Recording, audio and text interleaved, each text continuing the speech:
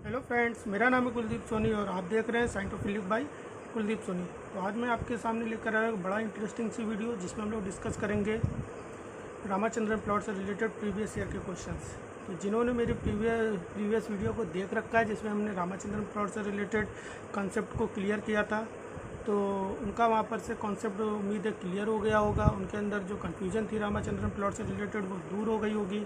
तो अब बारी आती है रामाचंद्रन प्लॉट के प्रीवियस ईयर क्वेश्चंस को सॉल्व करके अपने कॉन्फिडेंस को बूस्ट करने की। ठीक है, तो देख लेते हैं। और जिन्होंने उस वीडियो को नहीं देखा है तो वो प्लीज़ जा कर के पहले उस वीडियो को देख लें, नहीं तो वो यहाँ पर जो क्वेश्चंस मैं बता रहा हूँ वो तो बिल्कुल सॉल्व कर लेंगे, लेकिन अलग से अगर कुछ हट कर के लैंग्वेज आएगी तो वो फिर उनका वो क्वेश्चन रह जाएगा। ठीक है, तो उस वीडियो को ध्यान से पहले उसको देखें, एक बार दो बार, थोड़ा टाइम लगेगा, लेकिन वो वीडियो अगर आपकी एक बार क्लियर हो जाती है तो निश्चित रूप से आप लोग इस अटेम्प्ट में CSIR के 4 से 6 नंबर के क्वेश्चन आसानी से कर ले जाएंगे, और वो हर साल आता भी है। ठीक है, तो स्टार्ट कर देते हैं। देखिए, जैसे कि यहाँ पर एक पहला क्वेश्चन दिया गया है, बड़ा भारी भरकम सा क्वेश्चन है ये। देखिए यहाँ पर कुछ बना हुआ है पेप्टाइड चेन, और यहाँ पर कॉलम बना दिया गया XY पूछा जा रहा है क्या है। ठीक है, तो ऐसा हम लोगों ने पेप्टाइड बॉन्ड के बाद रामाचंद्रन प्लॉट वाली वीडियो में हम लोगों ने डिस्कस कर रखा था। हम लोगों ने क्या डिस्कस किया था, हम लोगों ने देखा था कि दो अमीनो एसिड्स को आपस में पहले फ्यूज कराया था। कैसे? एक कार्बन हाइड्रोजन R। ठीक है, जिन्होंने वीडियो को अच्छे से देखा था, जिनको लगता है कि हाँ उनके अंदर कॉन्फिडेंस है, तो वो इस वीडियो को पॉज कर लें, और पॉज करने के बाद में खुद सॉल्व करें। सॉल्व करने के लिए उनके पास 2 मिनट रहेंगे, तो वो कोशिश करें कि उन्हीं 2 मिनट के अंदर उस वीडियो को सॉल्व कर लें। ठीक है, देखिए यहाँ पर क्या दिया जा रहा है, यहाँ पर अमीनो ग्रुप लगा दे रहे हैं NH3+। ठीक है, यहाँ पे N हो गया, H हो गया। ठीक, तो एक डाईपेप्टाइड हम लोग स्ट्रक्चर सिंपल सा जो उसमें बना के देखा था वो देखे ले रहे हैं। यहाँ पर C डबल बॉन्ड, सॉरी गलत हो गया, यहाँ पर पहले अल्फा कार्बन होना चाहिए था, तो भैया एक बार और सॉरी बोले दे रहे हैं। H, ये यहाँ पे R रख लो, और ये H हो गया। ध्यान देते हैं, C डबल बॉन्ड O और O माइनस। ठीक है, ये जो यहाँ पे बन रहा है बॉन्ड, ये पेप्टाइड बॉन्ड हो गया। ये वाला जो बॉन्ड बना इसको अलग कलर से दिखा दे रहे हैं, और हमने बताया था कि 2 अमीनो एसिड के फ्यूज़न से जो बॉन्ड बनता है उसको हम लोग पेप्टाइड बॉन्ड कह रहे थे। और उस दिन हम लोग बार बार बोल रहे थे कि पेप्टाइड सुन करके कुछ ओम जैसा फील हो रहा है। ठीक है, पेप्टाइड में याद रखना ओम, तो ये ओम हो गया, सॉरी ओम से आया क्या, ओमेगा। ठीक है, तो इसको ओमेगा बोल दिया गया, और ये कार्बन आपका अल्फ़ा हो गया। ऐसे ये कार्बन भी आपका अल्फ़ा हो गया। तुमने बोला था C साई और NC फाई, और साइड चेन आपकी जो आ रही थी उसको हम लोग बोल रहे थे काई। क्या बोला था, मुझे अच्छा सा याद है, मैंने बोला था साइड में काई लगी हुई है, बस ऐसे याद रखना, काई हो गया। अब मैच कर लेते हैं। यहाँ पर आप लोग देखिए कार्बोनिल कार्बन और जो नाइट्रोजन है वो कहाँ पर देखने को मिल रहा है, तो यहाँ पे देखने को मिल रहा है कार्बोनिल कार्बन और नाइट्रोजन। तो ये आपका हो गया Y, तो Y आपका क्या हो गया, omega. Y is equal to आपका क्या आ रहा है, Y is equal to omega. देख लेते हैं, Y is equal to omega, तो Y में ओमेगा कहाँ पे आ रहा है, 4, तो Y किससे मैच कर रहा है, 4th से। देख लीजिए शुरुआत के A और B यही 2 में देखने को मिल रहा है, तो 2 ऑप्शन तो पहले एक्सक्लूड हो गए। ठीक है, सिर्फ एक के बेस पे अब आपका आंसर सही होने की प्रोबेबिलिटी 50% हो गई है। 50% क्यों रहा है, इसको 100% क्यों ना कर दिया जाए। चलिए देख लेते हैं। दूसरा C अल्फ़ा और कार्बोनिल कार्बन के बीच में कौन सा बॉन्ड है, साई बोल रहे हैं, वहाँ पर क्या बोल रहे हैं भैया, साई बोल रहे हैं। तो ये C अल्फ़ा कार्बोनिल कार्बन के बीच में साई, मतलब W आपका क्या आ रहा है, साई आ रहा है, तो W इक्वल टू 1। ठीक है, W किस में 1, देखिए क्वेश्चन ही सॉल्व हो गया आपका B 1। ठीक है, तो आंसर आपका B होने वाला है, इंतज़ार रखिएगा। ठीक है, आगे देख लेते हैं आप लोगों का। ये काई की अगर हम लोग बात करते हैं तो साइड चेन काई है, साइड चेन जेड में काई आने वाला है तो Z2 हो जाएगा आपका। ठीक है, तो Z2 है, देख लीजिए यहाँ पर बी आंसर हो रहा है सही बिल्कुल। और इसके बाद आखिरी जो आ रहा है आपका क्या यहाँ पर N और C अल्फ़ा, N और C अल्फ़ा के बीच में क्या हो रहा है, N और C अल्फ़ा के बीच में फाई आ रहा है। तो N और C अल्फ़ा के बीच में आपको देखने को मिल रहा है फाई। N और C अल्फ़ा देखिए यहाँ पे रिप्रेजेंट करने की कोशिश की गई है, N और C अल्फ़ा बीच में फाई है। और फाई किसको बता रहा है, x की बात करते हैं तो फाई x इक्वल टू 3 हो गया आपका 3। देखिए बी आंसर सॉल्व हो गया। चलिए तो हम लोग अपने दूसरे क्वेश्चन की तरफ बढ़ते हैं। तो दूसरे क्वेश्चन में देखिए क्या दिया गया है, बोला जा रहा है the peptide unit C alpha C double O मतलब carbonyl carbon NH C alpha is planar due to, ये प्लेनर है। तो ये तो डायरेक्ट लैंग्वेज से हो गया ना, वहाँ पे मैंने एकदम सिंपल शब्दों में सिखाया था कि प्लेनर बॉन्ड कौन सा हो रहा था। प्लेनर हो रहा था जहाँ पर पेप्टाइड बॉन्ड था। क्यों था, पेप्टाइड बॉन्ड में क्या था, पाई बॉन्ड करेक्टर होता है।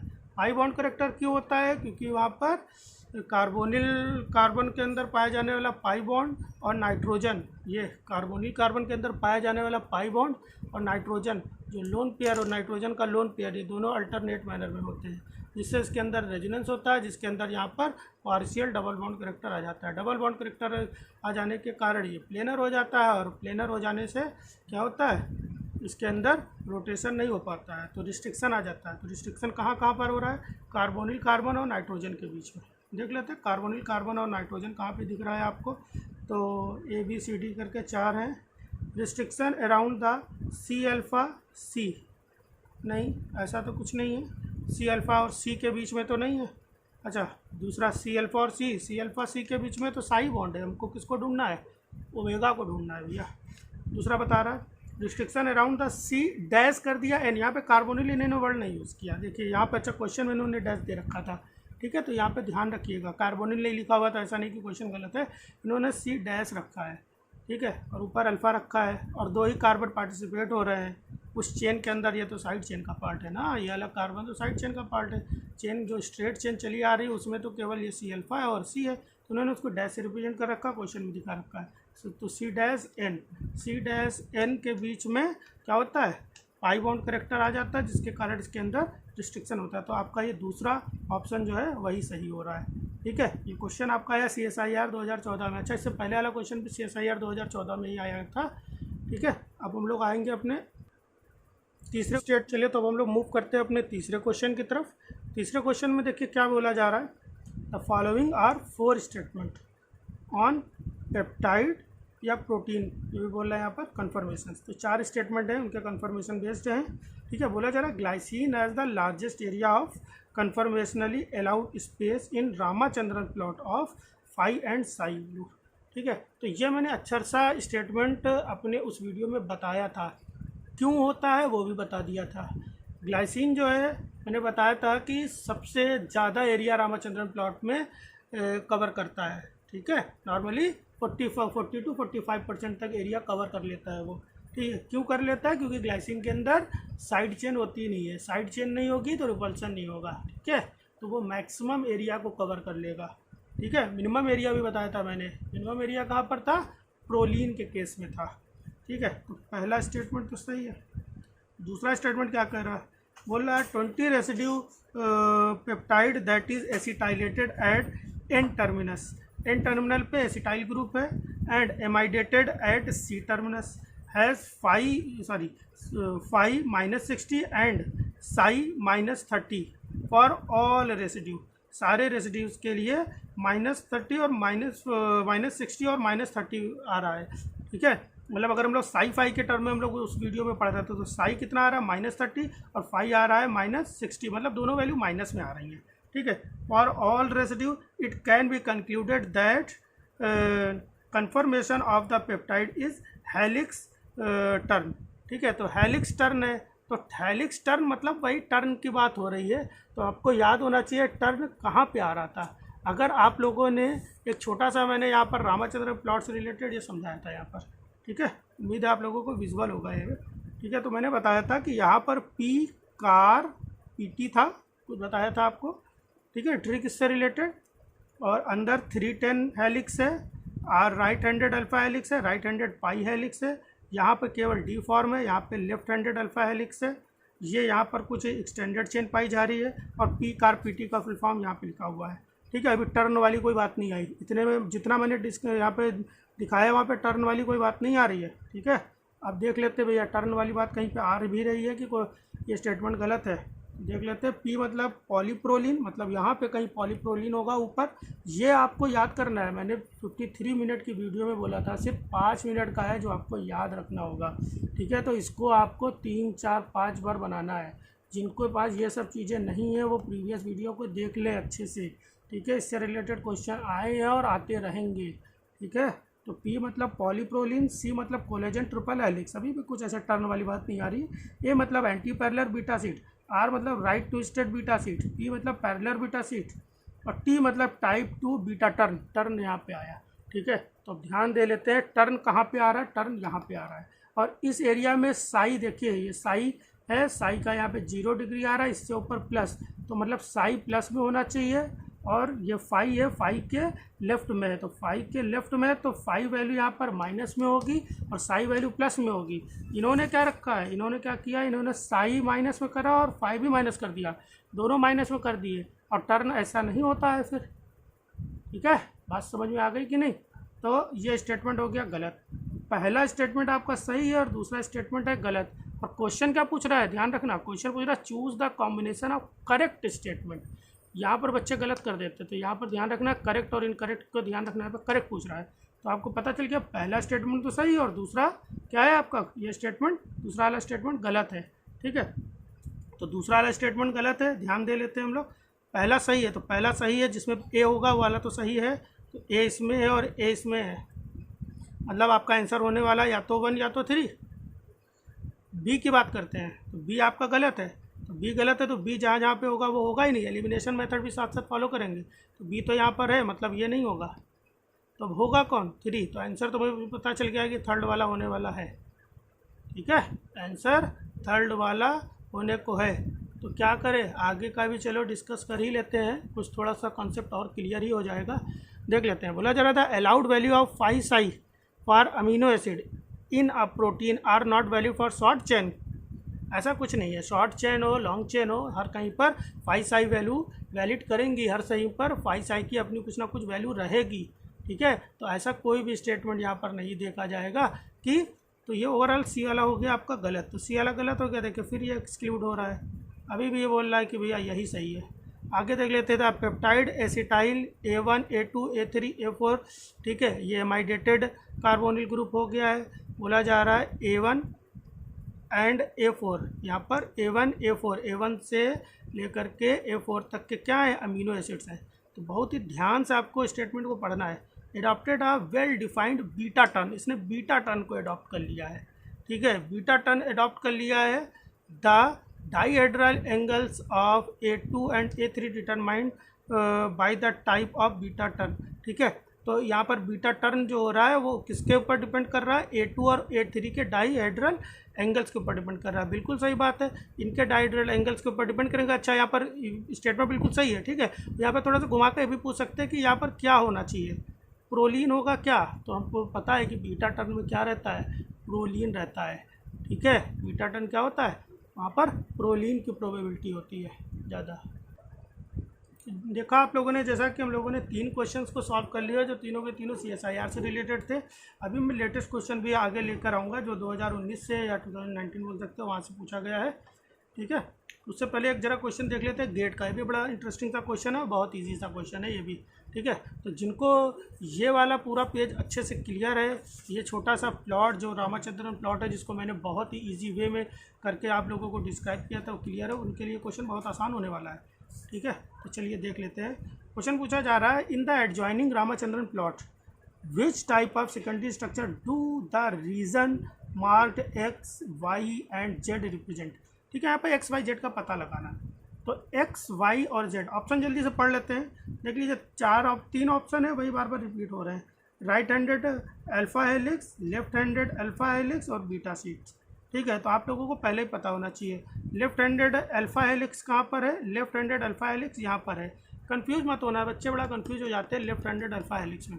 देखो ये जो जीरो है, साई की जो 0 डिग्री है, ठीक है, सॉरी फाई की जो 0 डिग्री उम्मीद है, आप उम्मीद करो कि यहाँ इमेजिन करो यहाँ पर आप बैठे हुए हो, ठीक है, और इसके राइट साइड में जो है, मतलब आपका जो राइट साइड है वो इसका लेफ्ट साइड है, मतलब लेफ्ट हैंडेड अल्फा हेलिक्स बैठा हुआ है, आपको देख रहा है। तो अगर कोई आपके सामने बैठा हुआ है तो आपका राइट साइड उसका लेफ्ट साइड होगा, इस तरह से याद रखना, आपका लेफ्ट साइड उसका राइट साइड होगा, ठीक है। तो बस याद हो गया, लेफ्ट हैंडेड अल्फा हेलिक्स कहाँ पर हो रहा है आपका, यहाँ पर हो रहा है। तो ये क्या है, ये ऑप्शन में दिया गया है जेड आपका आ रहा है लेफ्ट हैंडेड अल्फा हेलिक्स। चलिए, जेड बीटा सीट गलत, जेड बीटा सीट गलत, Z left handed alpha helix सही, Z right handed alpha helix गलत। तो भैया यही हो रहा है आंसर आपका, तो सी आ रहा है, ठीक है। एक के ही दम पे पूरा क्वेश्चन सॉल्व हो गया है। चलिए आगे का भी देख लेते हैं थोड़ा सा, ठीक है। दूसरा है वाई में आपका क्या है, वाई आ रहा है आपका राइट हैंडेड अल्फा हेलिक्स।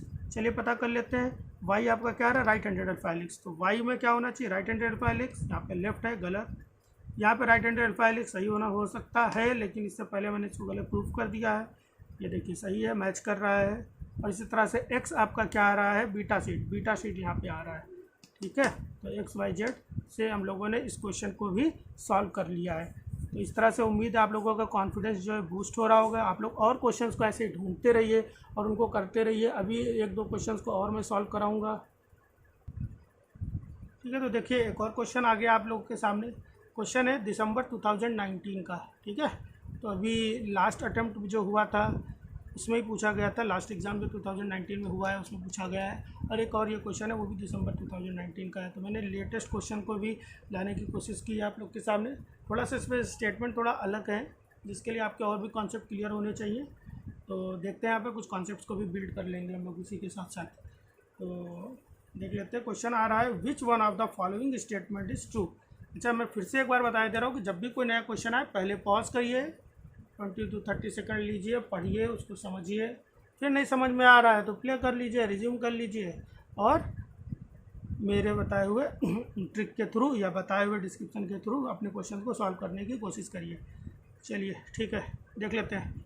बोला जा रहा है which one of the following statement is true regarding amino acids. Amino acids की बात की जा रही है, उनसे रिलेटेड स्टेटमेंट दिए गए हैं। बोला जा रहा है proline has the high propensity to form alpha helix in globular protein. नहीं, प्रोलीन क्या करता है, प्रोलीन बीटा टर्न के लिए प्रमोट करता है, बल्कि अल्फा हेलिक्स को ये ब्रेक करता है। नोट्स बनाते चलिए साथ साथ, अगर आप लोग सीरियस है CSIR को लेकर के, ठीक है। तो लिख लीजिए वहाँ पे, प्रोलीन क्या करता है, बीटा टर्न को प्रमोट करता है और अल्फा हेलिक्स को ब्रेक करता है।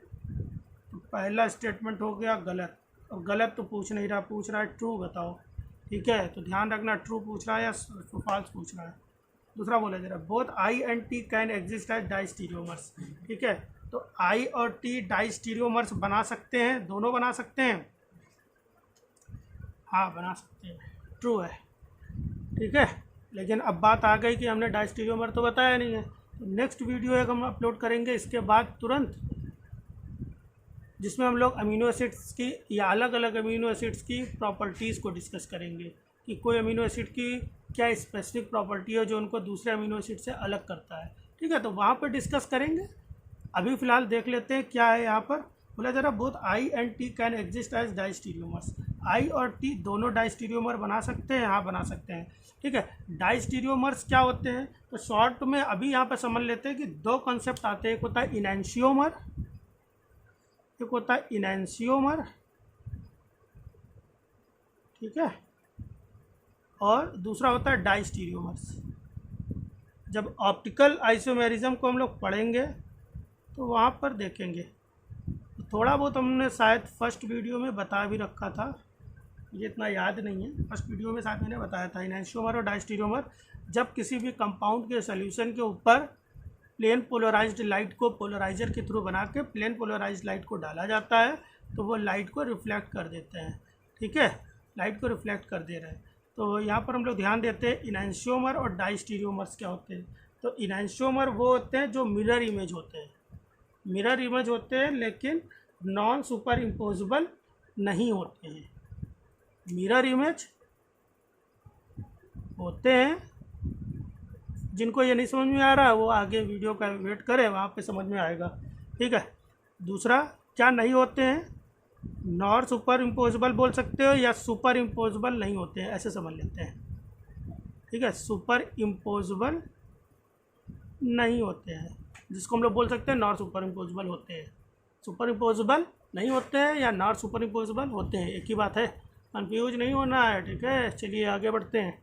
डाइस्टीरियोमर्स में क्या होता है? डाइस्टीरियोमर्स में ये मिरर इमेज नहीं होते हैं और सुपर इम्पोजिबल भी नहीं होते हैं। अब मिरर इमेज क्या होती है, सुपर इम्पोजिबल इमेज क्या, सुपर इम्पोजिबल क्या होते हैं, इसको जानने के लिए आगे वीडियो का वेट करते रहिएगा, वहाँ पे समझाएंगे, नहीं तो वीडियो बहुत लंबी हो जाएगी और आप लोग बीच में ही छोड़ के भाग जाओगे। ठीक है, चलिए देख लेते हैं। तो ये तो हो गया आपका स्टेटमेंट सही। बाकी गलत कैसे हो रहे हैं, यहाँ पर हम लोग को मेन काम क्या करना है कि सिर्फ रामाचंद्रन प्लॉट के थ्रू हम लोग क्या क्या कर सकते हैं। तो पहला जो पॉइंट है वो रामाचंद्रन प्लॉट के थ्रू गलत हो गया। जो आंसर सही होने की प्रोबेबिलिटी आपकी 25% रहती है हमेशा। 4 ऑप्शन है तो आंसर सही होने की प्रोबेबिलिटी 25% रहती है। ठीक है, तो वो अब आप आगे बढ़ा दिए, 33% हो गई। और एक ये दिया गया है, the side dihedral angles of proline is more restricted than five dihedral well. गलत है, साई जो होता है वो लेस होता है, याद रखते रहिए। ठीक है, और ये जो वन लाइनर है इनको एक जगह पे लिखते रहिए। ठीक है, या ऐसे स्टेटमेंट को आगे फिर करके इसे पूछ लिया जाएगा। तो साई जो होती है वो मोर नहीं होती है, ठीक है, वो लेस होती है। ठीक है, आगे पूछ रहा था side chain of pK of aspartic acid is more than the side chain of glutamic acid. ऐसा नहीं है। ठीक है, एस्पार्टिक एसिड का मोर है, एस्पार्टिक एसिड का पीके वैल्यू अगर देखा जाए तो DR से होता है। ठीक है, D और R। ठीक है, अच्छा ग्लूटामिक एसिड ऐसा नहीं है, एस्पार्टिक एसिड का जो है सिंबल वो D है और ग्लूटामिक का एसिड का है वो E है। एस्पार्टिक एसिड का 2 के आसपास रहता है। ठीक है, तो ये लेस है, सबसे कम होता है। पहली बात तो ये जान लीजिए कि यहाँ पे वैल्यू भी नहीं रखनी जरूरत थी, एस्पार्टिक एसिड का सबसे कम होता है पीके वैल्यू। ठीक है, अब पीके वैल्यू भी एक नया कॉन्सेप्ट आ गया। तो ऐसे बहुत सारे कॉन्सेप्ट आएंगे जिसको हम लोग पीके वैल्यू भी वो पीएच होती है ना, जिसपे कोई पर्टिकुलर कंपाउंड क्या करता है, H+ दे देता है। ठीक है, तो इसको हम लोग पीके वैल्यू बोल देते हैं। अभी इससे रिलेटेड और भी आगे डेफिनेशन को और अच्छे से समझेंगे, आता जाएगा। तो ये ओवरऑल ये गलत हुआ, ये भी गलत है, ये भी गलत है, केवल ये सही है। डाइस्टीरियोमर बनाते केवल I और T, हमने बताया था I और T के पास 2 कायरल कार्बन होते हैं। ठीक है, ऐसे याद रखना, 2 कायरल कार्बन होते हैं और 2 केवल यही 2 अमीनो एसिड और किसी के पास 2 कायरल कार्बन नहीं होते हैं। तो 2 कायरल कार्बन होने के कारण ये डाइस्टीरियोमर बनाते हैं। ठीक, आगे आ जाता है अगले क्वेश्चन में। बोला जा रहा है कि which one of the statement given below is correct. कौन सा स्टेटमेंट यहाँ पर करेक्ट है। ठीक है, तो कौन सा स्टेटमेंट करेक्ट है देख लेते हैं, क्या बताया जा रहा है। विच वन, ये भी दिसंबर 2019 में। अच्छा, ये जो पहला वाला क्वेश्चन इससे पहले हम लोगों ने देखा था वो दिसंबर 2019 का था और वो ऑल इंडिया पूछा गया था एक्सेप्ट मेघालय एंड आसाम, और ये वाला मेघालय आसाम वाले का है। ठीक है, तो मैंने पेपर देखा था, वहाँ पर ऐसा भी क्वेश्चन निकाया था। तो बोला जा रहा था रामाचंद्रन प्लॉट ऑफ एसिटाइलेटेड L-एलेनिन, ठीक है, एमाइडेटेड मिथाइल एमाइड, ठीक है, मिथाइल एमाइड है ये, and acetylated D-एलेनिन will be identical. दोनों आइडेंटिकल होंगे क्या, तो ये भी आपके उसी ग्राफ से आ गया। एक वैल्यू वाला भी ग्राफ हमने दिया था, मैंने कहा था वैल्यू वाला ग्राफ सिर्फ आप बनाइएगा, यहाँ पे वैल्यू लिखी हुई थी सारी, और अभी तक देखिए उसकी ज़रूरत पड़ी तो नहीं है। ठीक है, आगे भी उम्मीद है पड़ेगी नहीं, वैल्यू रटने की ज़रूरत नहीं पड़ेगी, तो रटना बहुत कम है। जो लोग ये कह रहे हैं कि रटना पड़ेगा, तो नहीं, बिल्कुल कुछ नहीं। बायो रटना नहीं है, बायो में कॉन्सेप्ट्स हैं, उन कॉन्सेप्ट्स को पढ़िए, और जहाँ पे बिल्कुल रटना ही पड़ रहा है वहाँ पर नेमोनिक्स बनाइए, ट्रिक्स बनाइए। ठीक है, चलिए देख लेते हैं। तो ये क्या बता रहे हैं, D और L। भैया देखो, D के लिए अलग स्पेस है रामाचंद्रन प्लॉट में, L यहाँ पर है। L में साई वैल्यू प्लस में रहती है और फाई वैल्यू माइनस में।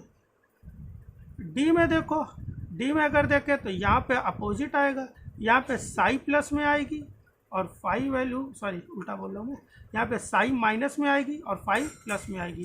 तो D में क्या आ रहा है, D की अगर हम लोग बात करते हैं, या पहले L की बात कर लेते हैं। L की अगर हम लोग बात करते हैं तो L में साई वैल्यू किस में आ रहा है, साई वैल्यू प्लस में आता है और फाई वैल्यू माइनस में आता है। ये भी नहीं रटना है, इसको सिर्फ बनाना है 6-7 बार।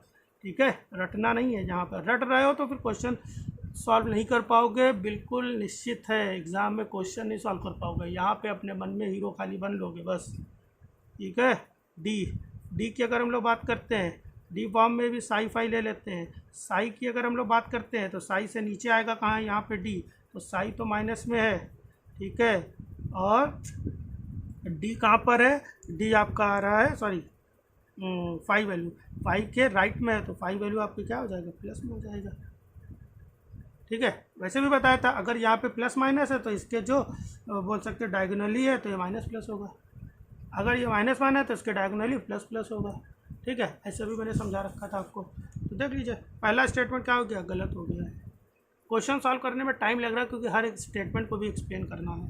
दूसरा, iron is a transition metal but calcium not, तो जो कोर केमिस्ट्री वाले हैं उनके लिए तो बड़ा आसान है, ये तो सही बता रहा है। आयरन ट्रांजिशन एलिमेंट क्या होता है, अगर हम लोग पीरियोडिक टेबल देखें तो ऐसे दो बड़े बड़े कॉलम होते हैं, ध्यान रखना, दो बड़े बड़े कॉलम होते हैं। अब ये एलिमेंट्स आपको सारे रटने नहीं है, अब स्टेटमेंट आया है मुझे पता है तो मैं बता दे रहा हूँ, ठीक है।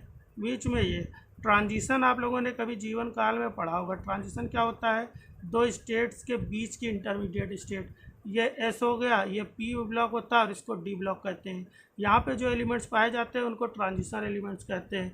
इनकी प्रॉपर्टी एक और रहती है कि ये वेरिएबल वैलेंसी शो करते हैं, वैलेंसी ना बोल कर क्या पे ऑक्सीडेशन स्टेट बोल दें, ठीक है। ये वाली प्रॉपर्टी याद रखेंगे तो थोड़ा सा याद रहेगा, वेरिएबल ऑक्सीडेशन स्टेट शो करते हैं। तो आयरन के केस में तो आपने सुना होगा कि आयरन Fe+2 और +3 दोनों होता है, लेकिन कैल्शियम में कैल्शियम +2 ही रहता है, ठीक है। तो ये स्टेटमेंट आपका हो गया सही। Side chain of pK of L glutamic acid and D glutamic acid will be not identical, identical नहीं होंगे, नॉट आइडेंटिकल बड़ा घुमा के दिया गया स्टेटमेंट, नॉट का हुआ है, ऐसा कुछ नहीं है। पीके वैल्यू जो होती है वो उसके स्पेशियल अरेंजमेंट पे डिपेंड नहीं करती है, डी और एल फॉर्म जो है वो स्पेशियल अरेंजमेंट को बतलाता है, ठीक है। तो साइड चेन की पीके वैल्यू जो है साइड चेन के स्पेशियल अरेंजमेंट पे नहीं डिपेंड करती है, ठीक है। और यहाँ पे इन्होंने सिर्फ स्पेशियल अरेंजमेंट ही तो बताया है, चेंज किया है, तो यहाँ पर पीके वैल्यू नहीं चेंज हो जाएगी, ठीक है। तो ये स्टेटमेंट भी आपका हो रहा है गलत। Side chain pK of glutamic acid L glutamic acid and D glutamic acid will not be identical, identical नहीं होंगे, गलत बात है, आइडेंटिकल होंगे क्योंकि एल और डी के केस में पीके वैल्यू चेंज नहीं होती है। बड़ा धीरे धीरे बोल रहे, ध्यान रखिएगा, स्पेशियल अरेंजमेंट चेंज होने पर पीके वैल्यू चेंज नहीं होती है। स्टेटमेंट घुमाने की कोशिश किया है इसीलिए मैं बहुत धीरे धीरे बोलने की कोशिश कर रहा हूँ, दिमाग में बैठ जाए।